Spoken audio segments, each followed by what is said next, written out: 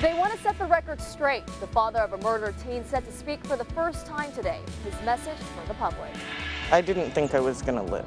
Searching for survivors, nearly 1,000 people unaccounted for in Northern California. Families waiting to hear whether or not their loved ones survived the deadly campfire. Cold and rainy today. Dreary conditions continue by the afternoon, but will it clear by Thanksgiving? I'm mapping out your week. The sideline caught the touchdown by Hopkins. The Texans keep their winning streak alive. And we're getting your take on this Victory Monday. Winning never tasted so good. I'm playing Monday morning quarterback, and this morning I'm thankful the Texans helped me win a bet. Live from the KHOU 11 studios, H-Town Rush starts right now. Yeah, the Texans defense celebrating a big game against the Washington Redskins. It came up with 2 interceptions. One of them returned 101 yards to the house for a TD. This morning, we want to hear from you Texans fans. How are you feeling about your team? You can tweet us with the hashtag H-Town Rush. They keep finding a way to win. Bottom line. Why does it have to be so close? I know, Several man. games, it's great for watching, but man, it's just too close. Oh my God. Boy, and they found every way to win too. They It did. seems like did. all 7 games of this streak have happened. Something weird's happened during the game. Right. But the Texans always come out on top. Yeah, I was trying to put my son down for a nap yesterday, right smack down during the game. So I just hear my husband as I'm like rocking him, like, I'm like, what's going on? I'm like, dang it. Your boy will grow up a football fan. That's true. He'll have to. He'll have to. Yeah. He has no other choice. Well, I'm glad the weather cooperated Saturday. Yesterday, I know it got a little messy. And that's how you're waking up this morning. So your brush block forecast. We are starting off with a few scattered showers. An isolated thunderstorm well north of town from Conroe along portions of 45, Huntsville, Cold Spring, Livingston this morning. Otherwise, just wet roadways. But grab the umbrella. We're going to continue to see the chance for a few scattered showers even up until about your lunchtime hour. Temperatures this morning in the 40s. So you'll also need not only the jacket, but the coat this morning. It's starting off cold and we stay cold through the afternoon. Cloudy, dreary conditions for your Monday. High temperatures this afternoon in the mid to low 50s. Rain moves out. That's going to help some of the clouds break overnight into your Tuesday.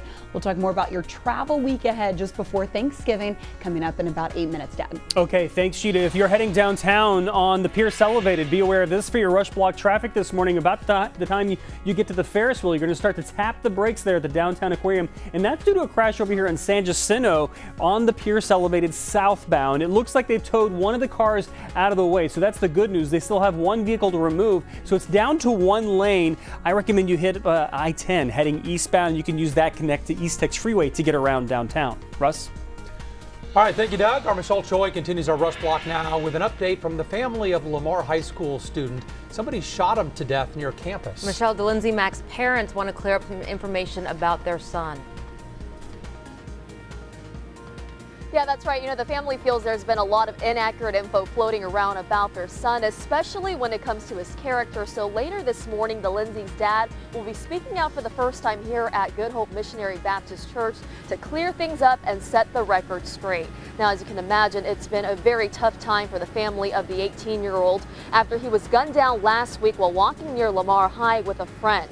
That friend was also shot, but she survived. Now, police believe DeLindsay was targeted. Known to be an outstanding football player, he had recently transferred from Yates High School, and according to his friends, it was to escape gang violence. Now, DeLindsay's shooter is still on the loose. And guys, that press conference is set to start at 10 this morning. We'll, of course, bring you the latest details as they develop. Back to you. Michelle Choi, thank you very much. Your rush block continues right now with the day's other big stories, including the nearly 1,000 people still unaccounted for after deadly wildfires in California. At least 77 people are now confirmed dead in the campfire in Northern California. As the search for the missing continues, officials are urging evacuees to let their families know they're safe. Check with us and let us know that they're okay so that we can devote our resources to locating people who haven't yet been accounted for. Mexican protesters marched against a migrant caravan in Tijuana yesterday. Thousands of migrants are waiting there to seek asylum in the U.S. Demonstrators say Mexico doesn't have the resources to shelter them. 2 big races in Florida are finally over. Nearly 2 weeks after Election Day, a manual recount confirmed Republican Rick Scott's Senate race victory over Democrat Bill Nelson. And on Saturday, Democrat Andrew Gillum conceded the governor's race to Republican Ron DeSantis. A fight over parking lot lights at the Overflow Church in Manville. We just got to the point to where we're not dealing with it anymore. Our lawyer is prepared and ready to go to war to fight. The pastor says the city is harassing him with code violations after neighbors complained about the lights. And that is your Rush Block. Everything you need to know today in 5 minutes. If you have news you want to share, just tweet us using the hashtag HTownRush. All right, a long Redskins field goal in the final seconds thankfully came up short, giving the Texans their 7th straight win. Yes, final score 23-21 in Maryland yesterday. Our Matt Musil heard from the players after the game. Good morning, gang, from Landover, Maryland, where the Texans won their 7th straight yesterday. These guys are on a roll. At times, things look so easy for the Texans. Then at other times, things seem so difficult. But through it all, these red-hot Texans persevered, making big plays when they needed to in order to win their 7th straight. 7 in a row is tough to do in this league, no matter how you start the year. And so we'll take it. It's a tough league to win in, and so every win is important, every win is special. You know, we're just trying to go beyond, go beyond anything we've ever done here. And it should be an enjoyable week for the Texans. Thanksgiving Day on Thursday, and then they prepare for a Monday night date with the Titans at NRG Stadium. I'm Matt Musil in Landover, Maryland for H-Town Rush. All right, you'd think Texans fans would be excited about the 7th straight win of the season, but for every Rena posting about how much she loves the team, there's a Kyle who thinks this is going to be the worst 12-13 win team in NFL history. There's a Helen whose whole body hurts after every time the Texans play. And there's a Rob. He says it's a win, but it wasn't pretty. He says this team isn't nearly as good as its record. So what gives?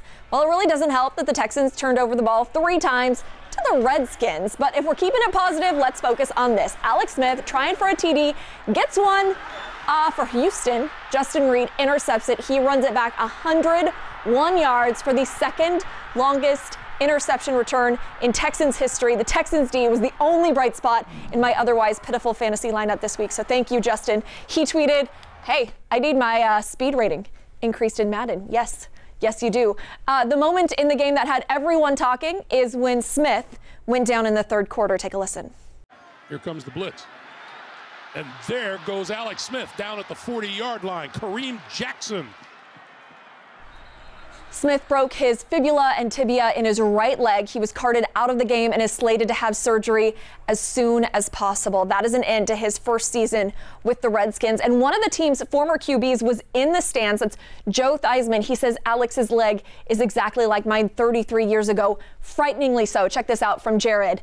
Alex Smith's injury happened 33 years to the day of Joe Theismann's. The final score of both games was 23-21. Both injuries happened at the 40-yard line. Both QBs finished the season with 301 attempts. And after the game, J.J. Watt tweeted that his thoughts and prayers are with Alex Smith. He says he is absolutely gutted about this. Never want to see that for anyone ever. Yeah. A couple of the other Texans players also tweeted about that as well, just sending their thoughts and prayers. No word yet on when that surgery is happening or how it's gone, but I think everybody's sending good vibes his way. Absolutely. Well, they took him in an ambulance right to the hospital, from the field. So, but you can make it back from that. Theismann did. I mean, it's a broken leg, unfortunately, but yeah, this season is out, but we'll see next year. Okay. Thank you, Brandy. Let's get to Cheetah right now for the one thing we need to know. Cold and dreary Monday. This afternoon, temperatures 20 degrees below where they should be, so grab the jacket and the umbrella this morning, Doug. Okay, thanks. And the one thing you need to know in traffic, take a look. We still have major slowdowns. This is on the Pierce Elevated of I-45 North. So if you're heading southbound or inbound through downtown, thankfully the crash cleared out of the way at San Jacinto, but still give yourself an extra 10 minutes as you approach the downtown aquarium.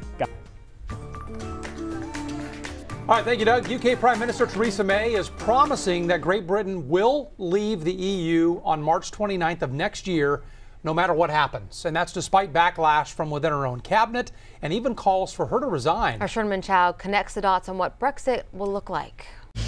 If you've been paying attention to our posh neighbors across the pond, you know Brexit is sparking chaos in Britain. So, how did we get here? Let's connect the dots. First, how it started. In 2016, Brits narrowly voted to leave the European Union. The EU, as it's known, is a partnership among 28 countries that lets people and products cross borders freely, kind of like going from Texas to Louisiana. But some Brits didn't like following the EU rules, like environmental and food regulations. Plus, there were concerns about European workers taking jobs. All that led to Brexit. Well, now the government has come up with a plan for saying so long to Europe. But almost no one is happy. Some think it doesn't go far enough, others too far. In the end, if the deal is not approved, they could be in for a no-deal Brexit, meaning all travel and trade with Europe comes to a screeching halt. Kind of like needing a visa to go to Lake Charles. Connecting the dots, I'm Sherman Chow for H-Town Rush.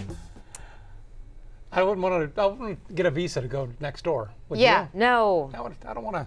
I want to go to New Orleans and just have fun. It's 9 minutes after 6. Hey, barbecue is a Texas staple, of course. In this morning's H-Town Rush, I'm looking into how I got started, and we're also checking out some of the best spots around town. Why am I dressed like Dorothy? Well, we're taking you over the rainbow to one of the most whimsical parks here in East Houston. And in Monday morning, quarterback KHOU is in studio. He's got a message for Washington after the Texans win.